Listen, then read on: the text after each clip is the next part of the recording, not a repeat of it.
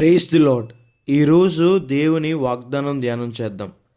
శ్రేయస్కరమైన ఆశీర్వాదములతో నీవు అతనిని ఎదుర్కొనుచున్నావు. హల్లెలూయా. మనమందరం కూడా కొద్ది గంటల్లో నూతన సంవత్సరంలోకి అడుగు పెట్టబోతున్నాం.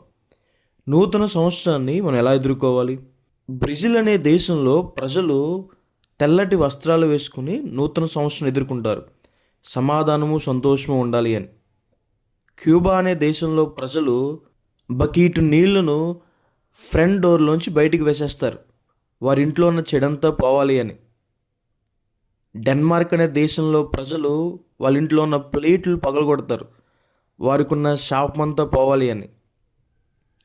మెక్సికోలో ఉన్న ప్రజలకి ట్రావెలింగ్ అంటే ఇష్టం కాబట్టి 12 గంటలకి వారు వారి వారి రూమ్స్లో తిరుగుతూ ఉంటారు, సంవత్సరం అంతా అనేక చోట్లకి తిరిగేలా ఉండాలి అని. అయితే అన్ని దేశంలో ఉన్న దేవుని ప్రజలు నూతన సంవత్సరాన్ని ప్రార్థనాపూర్వకంగా ఎదుర్కొంటారు. ఎందుకంటే మనం ప్రార్థనలో ఎప్పుడైతే నూతన సంవత్సరం ఎదుర్కొంటామో, కృతజ్ఞతాస్తులు చెల్లిస్తూ ప్రార్థన చేస్తూ నూతన సంవత్సరాన్ని మనం ఎప్పుడైతే ఎదుర్కొంటామో, దేవుడు శ్రేయస్కరమైన ఆశీర్వాదాలతో మనల్ని ఎదుర్కొంటారు. శ్రేయస్కరమైన ఆశీర్వాదము అంటే అర్థం ఏంటంటే మంచి ఆశీర్వాదాలని, గొప్ప ఆశీర్వాదాలని, అలాంటి వాటితో దేవుడు మనల్ని నూతన సంవత్సరంలో అడుగు పెట్టిస్తారని. పునరుద్ధరణైన క్రీస్తు ప్రభు వారు తన శిష్యులను ఎదుర్కొని చెప్పిన మాట, మీకు శుభం కలుగును గాక అని. మనందరి జీవితాల్లో కూడా నూతన సంవత్సరంలో దేవుడు శుభాన్ని కలగజేస్తారు. అన్ని విషయాల్లో కూడా మీరు మంచిని అనుభవిస్తారు.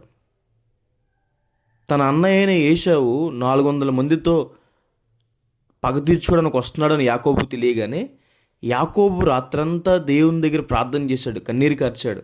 ఉదయం లేచేసరికి తన అన్నయ్య అయిన ఏశావు యాకోబుతో సమాధాన పడ్డాడు.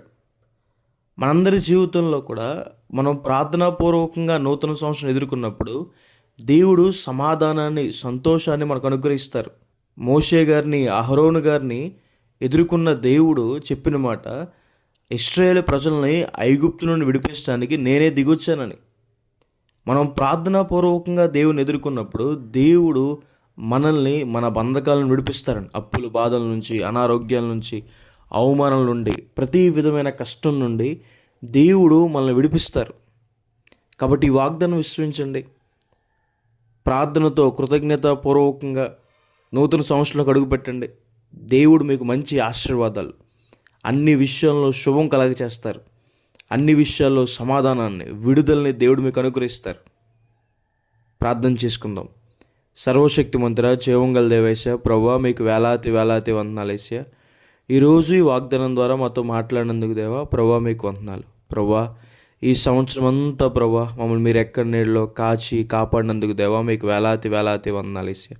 ఎంతో సహాయం, ఎంతో మేలు, స్వస్థత ప్రభా ఏసే విడుదల మాకు అనుగ్రహించినందుకు మీకు వందనాలు.